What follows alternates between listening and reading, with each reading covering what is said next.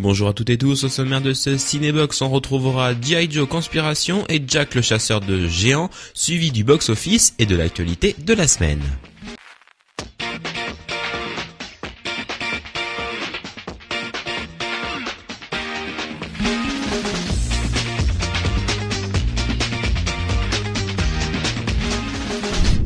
Et on commence aujourd'hui avec G.I. Joe Conspiration, réalisé par John Cho et avec Bruce Willis. Après avoir été trahi et décimé par une organisation terroriste, l'équipe de G.I. Joe réalise que le gouvernement a été infiltré et que notre monde est au bord de la destruction. Sans alliés, sans renfort et sans personne à qui se fier, Roadblock et ses GI doivent identifier l'ennemi pour tenter de sauver notre civilisation. Ils font alors appel à celui qui a donné son nom à leur corps d'élite, Joe Colton.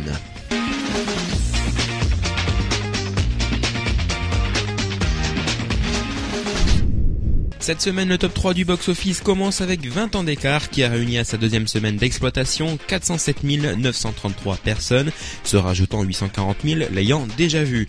Deuxième, on retrouve le drame de Christian Duguay, Japelou, qui réunit à sa seule semaine d'exploitation 761 958 spectateurs.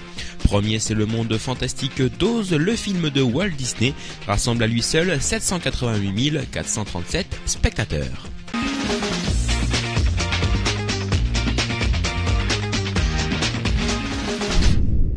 On poursuit avec un film fantastique du réalisateur d'X-Men, Jack le chasseur de géants, réalisé par Bryan Singer. L'histoire d'une ancienne guerre qui renaît lorsqu'un jeune ouvrier agricole ouvre sans le savoir une porte entre notre monde et une effrayante race de géants. Lâchés sur Terre pour la première fois depuis des siècles, les géants luttent pour récupérer la Terre qu'ils ont jadis perdue, forçant le jeune homme Jack à prendre part à la bataille de sa vie pour les arrêter. En se battant pour un royaume, ses habitants et l'amour d'une courageuse princesse, il se retrouve nez à nez avec les guerriers inarrêtables qu'il pensait ne retrouver que dans les légendes, et a la chance de devenir lui-même une légende.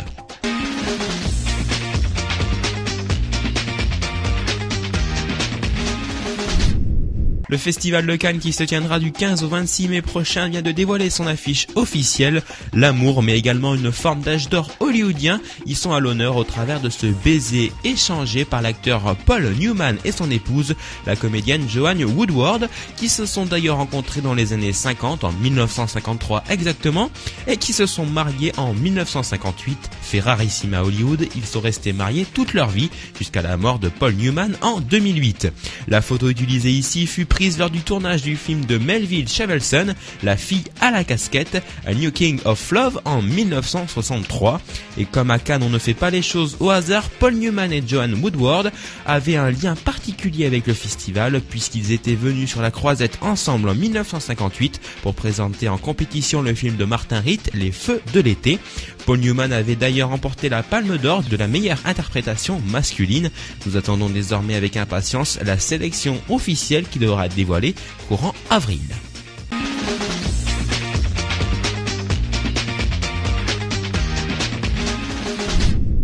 Merci à tous d'avoir suivi ce Cinébox. On se retrouve la semaine prochaine pour un nouveau numéro. N'oubliez pas de vous abonner à la chaîne ou de rejoindre la page Facebook et de nous suivre sur Twitter.